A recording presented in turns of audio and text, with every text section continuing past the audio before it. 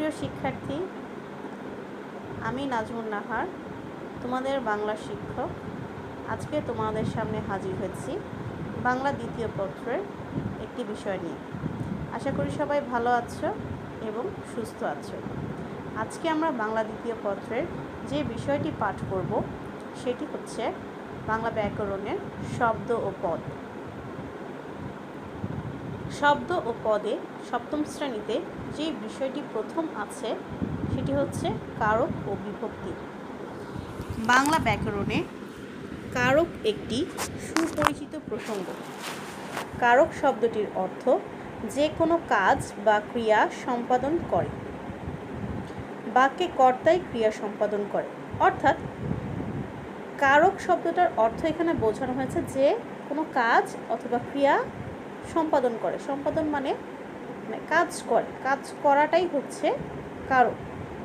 এখন এখানে বলছে বাক্যে কর্তাই ক্রিয়া সম্পাদন করে, সুতরাং কর্তাই কারক এরকম মনে হতে পারে, কিন্তু ব্যাকরণ শুধু কর্তাই কারক নয়। কেবলমাত্র কর্তাই কারক হতে পারে না। কর্তা কি করছে, কার সাহায্যে করছে, কোথায় করছে, অর্থাৎ ক্রিয়া সম্পাদনের অবলম্বন, উপকরণ, হেতু, স্থান, কাল ইত্যাদি সব কিছুই এক্ষেত্রে বিবেচ্য। এখানে কি বোঝাচ্ছে? কর্তা মানে যে ব্যক্তি কাজ করছে, সে তার জন্য কোন অবলম্বনটা, আর সেটার জন্য কোন উপকরণ, কোনটা কারণ, হেতু মানে কি কারণ, কারণ কোন স্থানে এবং কোন কাল, কাল মানে হচ্ছে সময়, কোন সময়ে কাজগুলো করছে, সব কিছুই এখানে বিবেচনার বিষয়। ক্রিয়া সম্পাদনে ক্রিয়ার সঙ্গে ওই সব ব্যক্তি, বস্তু, স্থান, কাল ইত্যাদি যে সম্পর্ক রয়েছে ব্যাকরণে তাই কারক নামে অভিহিত। তাহলে আমরা কি বুঝলাম? কেবলমাত্র ব্যক্তি নয়, ব্যক্তির সাথে সম্পর্কিত যা কিছু আছে, সেই সব কিছুই কি ব্যাকরণে কারক নামে অভিহিত। এখন আমাদের বইয়ে কারক একটি সংজ্ঞা দেওয়া আছে, আমরা সেই সংজ্ঞাটি একটু পড়ছি। বাক্যের অন্তর্গত ক্রিয়াপদের সঙ্গে বিশেষ্য ও সর্বনাম পদের যে সম্পর্ক তাকে কারক বলে। বোঝা গেল? তাহলে কি বোঝা গেল? আমরা আবার একটু পড়ি। বলছে যে বাক্যের অন্তর্গত যে ক্রিয়াপদ, ক্রিয়া মানে কি যে কাজ করে, তাই না? সেই পদটার সাথে যে বিশেষ্য আর সর্বনাম পদের যে একটা সম্পর্ক, বিশেষ্য আর সর্বনাম পদ আমরা আগে পড়েছি পদের মধ্যে, তো সেই যে তাদের যে সম্পর্ক তাকেই কি বলা হচ্ছে? কারক। বোঝা গেল কারকের সংজ্ঞার ব্যাখ্যাটা। এখন আমরা চলে যাচ্ছি কারকের প্রকারভেদে। বাক্যস্থিত ক্রিয়াপদের সঙ্গে বিশেষ্য বা সর্বনাম পদের 6 প্রকারের সম্পর্ক হয়ে থাকে। এই সম্পর্কের ভিত্তিতে কারক 6 প্রকার। তাহলে সোজা কথায় বোঝা গেল কারক হচ্ছে 6 প্রকার। 6 প্রকারগুলো কি কি? 1 কর্তৃকারক, 2 কর্মকারক, 3 করণকারক, 4 সম্প্রদান কারক, 5 অপাদান কারক, 6 অধিকরণ কারক। একটা উদাহরণ দিয়ে আমাদের বইয়ে বোঝানো হয়েছে। বাদশাহ নাসির উদ্দিন প্রত্যহ সকালে রাজকোষ হতে স্বহস্তে দরিদ্রদেরকে ধন দান করতেন। কে দান করতেন? বাদশাহ নাসির উদ্দিন। এখানে যদি আমরা কে দিয়ে প্রশ্ন করি তাহলে আসছে কে? বাদশাহ নাসির উদ্দিন। কি দান করতেন? ধন। অর্থাৎ কি দান করতেন, কোন জিনিসটা, সেটা হচ্ছে কর্মকারক। আবার কি দ্বারা দান করতেন, এই যে দ্বারা দিয়ে যখন প্রশ্ন করা হবে কোন জিনিসটার অবলম্বনে, সেটা হচ্ছে স্বহস্তে মানে নিজ হাতে। এই যে কি দ্বারা, এটা হচ্ছে করণ কারক। কাদের দান করতেন? দরিদ্রদেরকে, এবং এটা হচ্ছে সম্প্রদান কারক। কাদের দান করতেন মানে যাকে দান করছে তারা হচ্ছে কি কি সম্প্রদান কারক, মানে কোনো কিছুর সত্ত্ব সম্পূর্ণভাবে ত্যাগ করলেই কি হয়, সেটা সম্প্রদান। আবার কোথা থেকে দান করতেন? রাজকোষ হতে, কোনো জায়গা হতে দান করা হচ্ছে, সেটা হচ্ছে রাজকোষ। এটা কোথাও থেকে চ্যুত বিচ্যুত এগুলো বুঝালে হচ্ছে অপাদান কারক হয়। এরপর 6 নম্বর আসছে কখন দান করতেন? প্রত্যহ সকালে।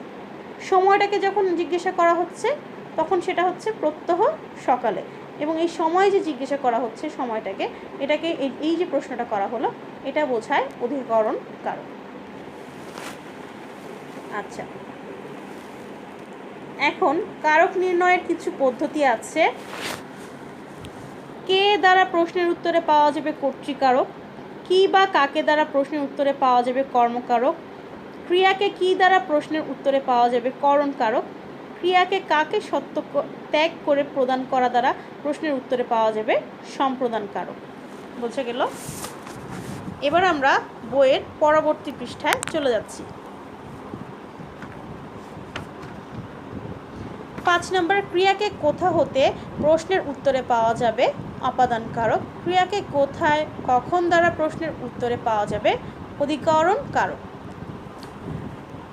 আমরাও জানলাম কোন কোন প্রশ্ন দ্বারা আমরা কোন কারকটাকে জানতে পারবো।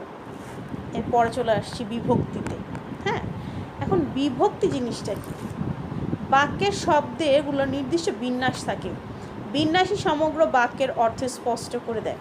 দেখা যায় বাক্যের যথার্থ অর্থ জ্ঞাপনের জন্য বাক্যস্থিত নাম শব্দগুলোর সঙ্গে কখনো কখনো বর্ণ বা বর্ণ সমষ্টি যুক্ত হয়ে থাকে। এই বর্ণ বা বর্ণ সমষ্টির নামই হচ্ছে বিভক্তি। বাংলা বাক্যের পদগুলোর পারস্পরিক সম্পর্কের ভিত্তিতে কারক নির্দেশের জন্য এই বিভক্তিগুলোর সবিশেষ গুরুত্ব রয়েছে। অনেক সময় বিভক্তির প্রয়োজন পড়ে না, বিভক্তি না থাকলে শূন্য বিভক্তি ধরে নিতে হয়। যেমন সন্ধ্যায় আকাশে চাঁদ উঠেছে। এখানে 3টে শব্দ আছে, সন্ধ্যা, আকাশ, চাঁদ।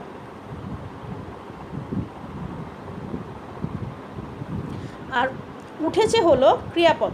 সমগ্র বাক্যটির অর্থগ্রাহ্যতার জন্য সন্ধ্যা শব্দের সঙ্গে উন্তস্তীয়, আকাশ শব্দের সঙ্গে এ যুক্ত হয়েছে। এই উন্তস্তীয় আর এ হচ্ছে বিভক্তি। চাঁদের সঙ্গে কোনো বর্ণ যুক্ত হয়নি, প্রয়োজন নেই বলে, কিন্তু ব্যাকরণ মতে সেখানেও বিভক্তি আছে, তবে তা হচ্ছে শূন্য বিভক্তি। আমরা যাকে আকার ও শিকার দিয়ে দেখতে পাচ্ছি না আর কি।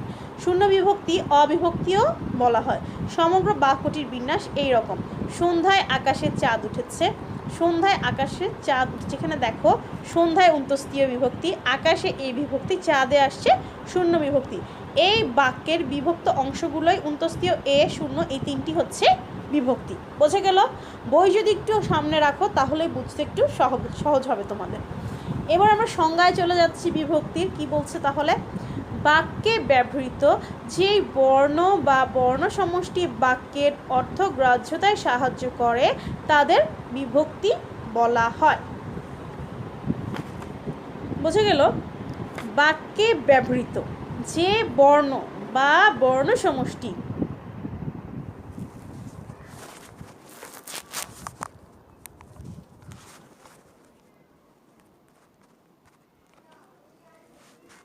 এবার আমরা যে বিষয়টি খেয়াল করব সেটি হচ্ছে বাক্যে বিভক্তির প্রয়োজনীয়তা।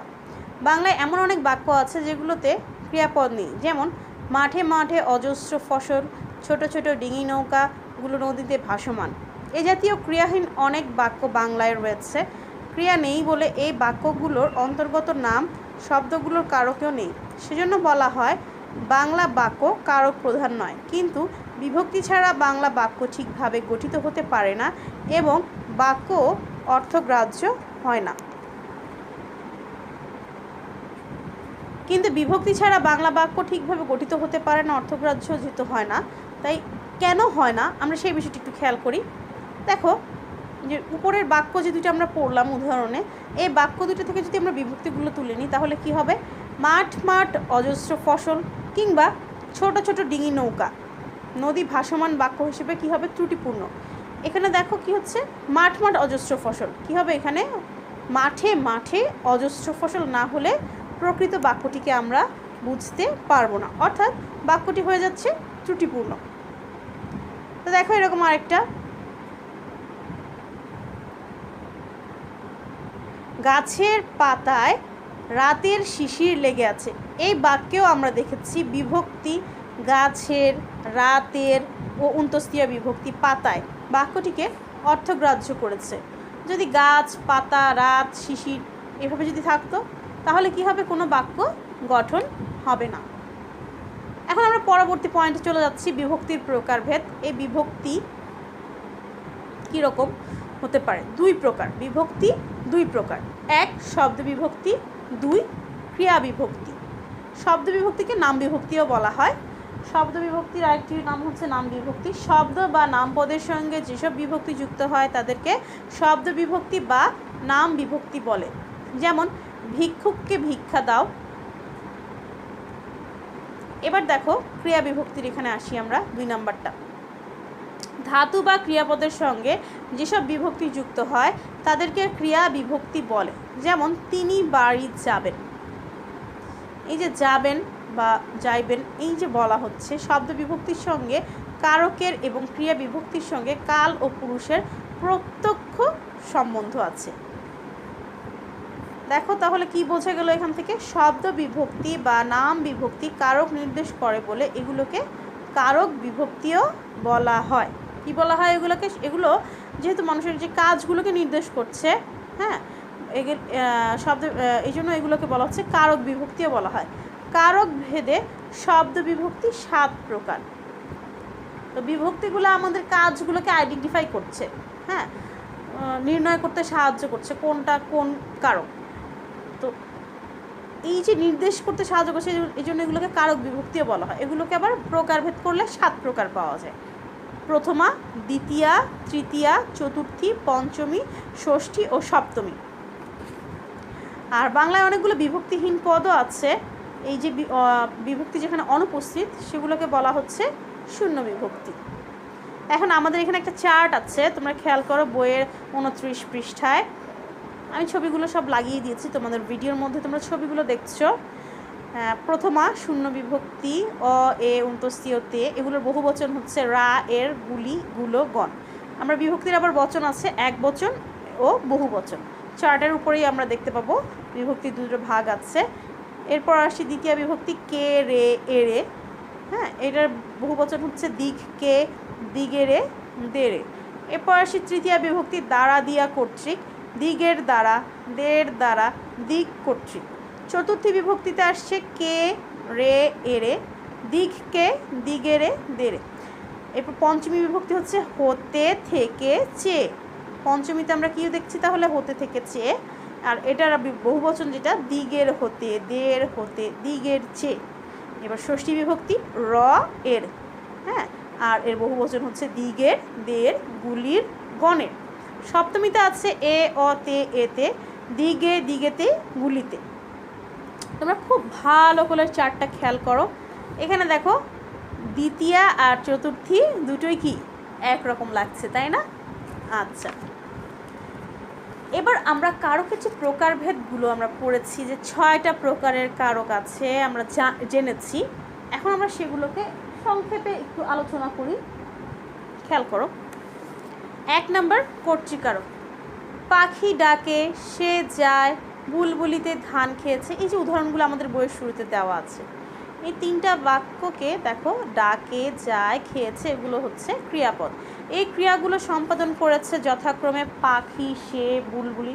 সুতরাং এই যে পাখি, সে আর বুলবুলিগুলো হচ্ছে কি কর্তৃকারক। আমরা কে যদি প্রশ্ন করি, বলেছি শুরুতেই কে দিয়ে প্রশ্ন করলে আমরা কি পাবো? কর্তৃকারক। সংজ্ঞার্থটা কি ছিল দেখো, বাক্যস্থিত যে বিশেষ্য বা সর্বনাম পদ ক্রিয়া সম্পন্ন করে তাকে বলা হচ্ছে কর্তৃকারক। কর্তৃকারকের প্রকারভেদও আছে কয়েকটা, খেয়াল করো। কর্তৃকারক বৈচিত্র্য ও বৈশিষ্ট্য অনুযায়ী 4 প্রকার। 1 ক নাম্বার হচ্ছে মুখ্য কর্তা, আমাদের 1 নত বইয়ের মধ্যে ক দেওয়া আছে। মুখ্য কর্তা, খ প্রযোজক কর্তা, গ প্রযোজ্য কর্তা। এখন মুখ্য কর্তা কি করছে? যে নিজেই ক্রিয়া সম্পাদন করে, সে হচ্ছে মুখ্য কর্তা। ঘোড়া গাড়ি টানে, ঘোড়া কি নিজেই গাড়িটা টানতে পারছে। খ প্রযোজক কর্তা, যে অন্যকে কোনো কাজে নিয়োজিত করে ক্রিয়া সম্পাদন করায়, তখন তাকে বলা হচ্ছে প্রযোজক কর্তা।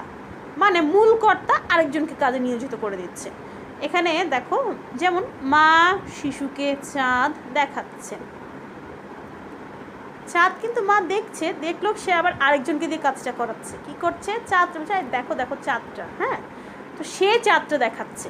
মা শিশুকে চাঁদ দেখাচ্ছেন। এখানে মা হচ্ছে প্রযোজক কর্তা, সে কাজটা শিশুকে দিয়ে সম্পাদন করছে। এর পরবর্তীতে আসছি দেখো, প্রযোজ্য কর্তা, মানে মেইন যে কর্তা। এখানে কে ছিল? আমরা একটু আগের পয়েন্টে পেয়েছি মা, হ্যাঁ, এই একই উদাহরণ দিয়ে আমরা এটা পাবো। এই যে মেইন কর্তা হচ্ছে মা, এই মূল কর্তার করণীয় কাজ যার দ্বারা সম্পাদিত হয় তাকে প্রযোজ্য কর্তা বলে। এখানে শিশুকে দিয়ে কাজটা সম্পাদিত হচ্ছে, মা শিশুকে চাঁদ দেখাচ্ছেন, এখানে প্রযোজ্য কর্তা হচ্ছে আমাদের শিশুটি। বোঝা গেল? এবার 4 নম্বর পয়েন্টে চলে যাচ্ছি, যে ঘ নাম্বার ব্যতিহার কর্তা।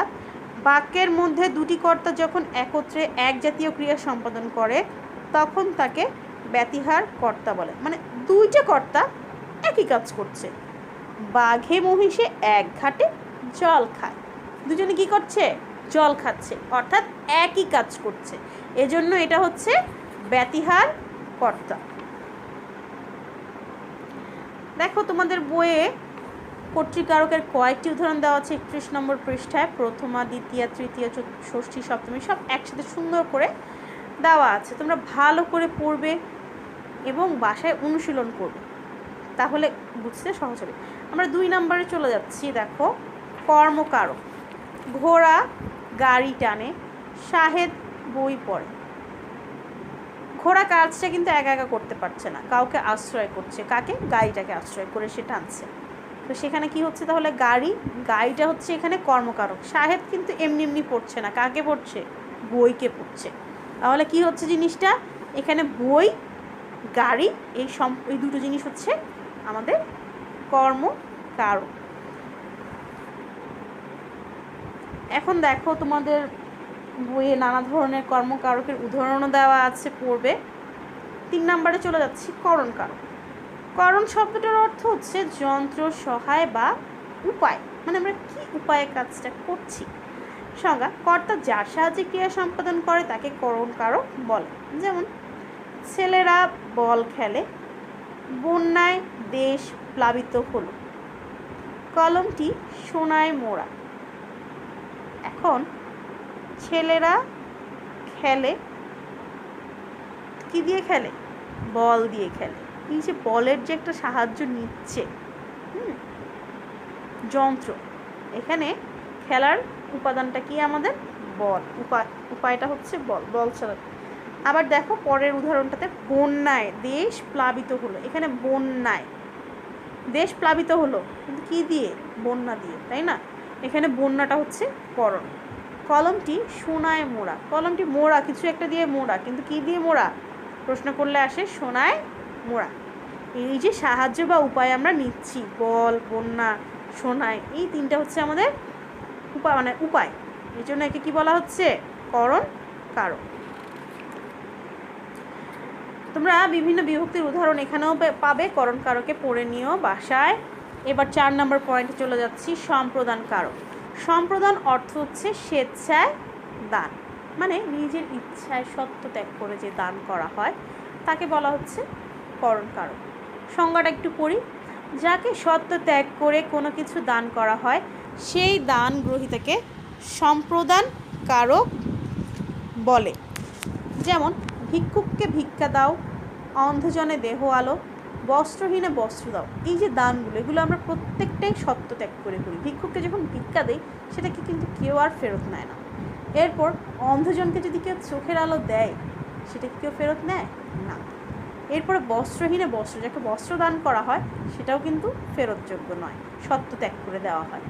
এই যে সত্য ত্যাগ করে দেওয়া হচ্ছে, হ্যাঁ, এগুলোকে বলা হচ্ছে সম্প্রদান কারক। কিন্তু সত্য ত্যাগ না বোঝালে সেখানে সম্প্রদান কারক হয় না। যেমন ধোপাকে কাপড় দাও, এখানে ধোপাকে কাপড় দেওয়া, এই কাপড় কিন্তু আমরা অবশ্যই ফেরত নিই, সেজন্য এটা সম্প্রদান কারক নয়।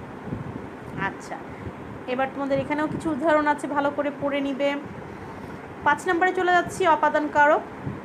যা থেকে কোনো কিছু বিচ্যুত, পতিত, গৃহীত, জাত, রক্ষিত, বিরত, দূরীভূত ও উৎপন্ন এবং যা দেখে কেউ ভীত হয় তাকে অপাদান কারক বলে। খুব খেয়াল করে শুনেছ নিশ্চয়ই। বিচ্যুত মানে কোথাও থেকে ছুটে গিয়েছে, পতিত খসে পড়ে গিয়েছে, গৃহীত নেওয়া হয়েছে, জাত উৎপন্ন হয়েছে, রক্ষিত রাখা হয়েছে, বিরত নিষেধ করা হয়েছে, দূরীভূত দূর করা হয়েছে, উৎপাদন করা হচ্ছে, তাই না? এবং ভয় লাগে, ঠিক আছে? এই যে এই জিনিসগুলো, হ্যাঁ, এই বিষয়গুলো যখন অনুভূত হচ্ছে বা আমরা পাচ্ছি তখন সেক্ষেত্রে সেটা বেশিরভাগই কী হচ্ছে আমাদের অপাদান কারক বলে গণ্য হবে। যেমন আমরা উদাহরণটা দেখব যখন, তখন আমরা এই পয়েন্টগুলো মাথায় রাখবো যে এটা কি এরকম বিচ্যুত হয়েছে, না গৃহীত হয়েছে, না জাত হয়েছে, না ভয় আসছে। এই জিনিসগুলো যখন মাথায় থাকবে তখন আমরা অপাদান কারক খুব সহজেই নির্ণয় করতে পারবো। আমরা একটা উদাহরণ দেখি। বৃক্ষ থেকে পাতা ঝরে, বৃক্ষ থেকে পাতা ঝরে, পাতাটা কি বিচ্যুত হয়েছে, বৃক্ষ থেকে পাতা ঝরে বিচ্যুত। মেঘে বৃষ্টি হয়, মেঘ থেকে বৃষ্টি কি পতিত হচ্ছে মাটিতে, তাই না? আচ্ছা, ঝিনুক থেকে মুক্ত মেলে, ঝিনুক মুক্তটা আমরা সংগ্রহ করছি, গ্রহণ করছি, গৃহীত, এটা গৃহীত হচ্ছে, এটাও অপাদান কারক। জমি থেকে ফসল পাই, কী হচ্ছে, জমি থেকে জাত উৎপন্ন হচ্ছে। হ্যাঁ, এছাড়া তিলে তৈল হয়, মানে সরি এটা জাত হবে জমি থেকে যে ফসলটা। এরপরে আসছি রক্ষিত, বিপদে মোড়ে রক্ষা করো, বিরত, পাপে বিরত হও, দূরীভূত, দেশ থেকে বিপদ চলে গেছে, উৎপন্ন, তিলে তৈল হয়। খেয়াল করে শুনো, উৎপন্ন হচ্ছে, তিল থেকে তৈলটা উৎপন্ন হচ্ছে। আর আমরা জাত পড়েছিলাম জমি থেকে ফসল পাই, এটা কিন্তু উৎপন্ন নয়, জমি থেকে ফসলটা হচ্ছে জাত, আর তিল থেকে তৈল হয়, হয় যখন লেখা হচ্ছে তখন সেটা হচ্ছে তোমার উৎপন্ন। কিন্তু তোমাদেরকে এখানে একটা কথা বলে রাখি, যদি বলা হতো তিলে তৈল আছে, এটা কিন্তু আর তোমার অপাদান কারক হবে না। কেন হবে না? তোমাদের বইয়ের বাইরেই আমি একটু বলছি। আছে বলতে কোথায় আছে প্রশ্ন করতে হবে, কোথায় দিয়ে প্রশ্ন করলে আমরা কি পড়েছি, অধিকরণ কারক। কখন আর কোথায় যখন জিজ্ঞাসা করা হয় তখন সেটা অধিকরণ হয়ে যায়। এরপর আসছি ভীত, সুন্দরবনে বাঘের ভয় আছে, কোথায়, মানে সুন্দরবনে কি আছে, বাঘের ভয় আছে, দেখে কিছু একটা মানে ভয় অনুভব হচ্ছে, তো ভীতি, সুন্দরবনে যেহেতু বাঘের ভয় আছে সেটা হচ্ছে অপাদান কারক। এরপরে আসছি অধিকরণ, সর্বশেষ যে কারকটা আমরা পড়ব, অধিকরণ কারক। সংজ্ঞাটা পড়ে নিই। যে স্থানে, যে কালে বা যে বিষয়ে ক্রিয়া সম্পন্ন হয় তাকে ক্রিয়ার আধার বলে, ক্রিয়ার আধারকে অধিকরণ কারক বলে। যেমন বনে বাঘ থাকে, বসন্তে কোকিল ডাকে, তিনি ব্যাকরণে পণ্ডিত। অধিকরণ কারক হচ্ছে প্রকারভেদে অধিকরণ কারক 4 প্রকার। যেমন 1 স্থানাধিকরণ, 2 কালাধিকরণ, 3 বিষয়াধিকরণ, 4 ভাবাধিকরণ। এখন স্থানাধিকরণটা পড়ছি, দেখো, যেই স্থানে ক্রিয়া সম্পন্ন হয় তাকে বলা হয় স্থানাধিকরণ। যেমন জলে কুমির থাকে, একটা স্থান, কোথায়, জলে, এটা হচ্ছে স্থানাধিকরণ কারক। 2 নম্বর হচ্ছে কালাধিকরণ কারক, যে কালে ক্রিয়া সম্পন্ন হয় তাকে কালাধিকরণ কারক বলে। যেমন শরতে শাপলা ফোটে, কোন কালে, শরৎকালে, তাই না? তো এটা হচ্ছে কালাধিকরণ। বিষয়াধিকরণ, কোনো বিষয়ে দক্ষতা বা অক্ষমতা প্রকাশে ক্রিয়া নিষ্পন্ন হলে তাকে বিষয়াধিকরণ কারক বলে। তিনি ইংরেজিতে ভালো, মানে কোনো একটা বিষয়ের উপর দক্ষতা প্রকাশ করা হচ্ছে, হ্যাঁ, ইংরেজিতে ভালো, কিসে ভালো, ইংরেজিতে, এটা হচ্ছে বিষয়াধিকরণ কারক। এরপর ভাব, দেখো, একটি ক্রিয়া অন্য ক্রিয়ার উপর নির্ভর করলে নির্ভরশীল ক্রিয়াপদটি ভাববাচকে পরিণত হয়ে অধিকরণ হলে তাকে ভাবাধিকরণ কারক বলে। যেমন সূর্যোদয়ে অন্ধকার দূরীভূত হয়, এখানে অন্ধকার দূরটা কার উপর নির্ভরশীল, সূর্যোদয়ের উপর। এই যে একটা আরেকটার উপর নির্ভরশীল হয়ে একটা কাজ সংগঠিত হচ্ছে, হ্যাঁ, তো এটাকে বলা হচ্ছে ভাবাধিকরণ কারক। একটা নর্মাল বৈশিষ্ট্য হচ্ছে, মানে স্বাভাবিক একটা বৈশিষ্ট্য, অধিকরণ কারক সাধারণতই সপ্তমী বিভক্তি হয়। হ্যাঁ, তো দেখো আমাদের বইয়ে 34 পৃষ্ঠায় অধিকরণ কারকের বিভিন্ন প্রয়োগ দেওয়া আছে। আমরা আজকে এই কারক ক্লাসটি এখানেই শেষ করব। তোমরা বাসায় ভালো করে আমার এই লেকচারটা ফলো করবে এবং বই সামনে নিয়ে বসে সুন্দর করে মিলিয়ে মিলিয়ে বোঝার চেষ্টা করবে। আমরা যেহেতু সরাসরি ক্লাস নিতে পারছি না, কিছু তো ত্রুটি বিচ্যুতি আছেই আমাদের ক্লাসে, এগুলো থাকবেই, এগুলোকে গ্রাহ্য করে আমাদের সামনের ক্লাসগুলো একটু অংশগ্রহণ করতে হবে। আর এই জন্য বাসায় তোমরা কী করবে, যেহেতু অনুশীলন করতে হবে, আমাদের যে বইয়ের মধ্যে 35 পৃষ্ঠা, 36, 37 এবং 38 পৃষ্ঠায় কিছু উদাহরণ দেওয়া আছে, কোনটা কোন কারক, এগুলো খুব ভালো করে পড়বে। উদাহরণগুলো বোঝার চেষ্টা করবে সংজ্ঞার সাথে মিলিয়ে, উদাহরণের সাথে মিলিয়ে। আশা করি তোমরা খুব ভালোভাবে কারকটাকে আত্মস্থ করতে পারবে, কারণ পরীক্ষায় আমাদের নৈর্ব্যক্তিকে কারক নির্ণয় আসবে এবং তোমাদের জন্য খুব সহজ হবে যদি তোমরা উদাহরণগুলো সংজ্ঞার সাথে মিলিয়ে বুঝে পড়ো। আজকের ক্লাস তাহলে এখানেই শেষ করছি। সবাই সুস্থ থাকো এবং ভালো থাকো।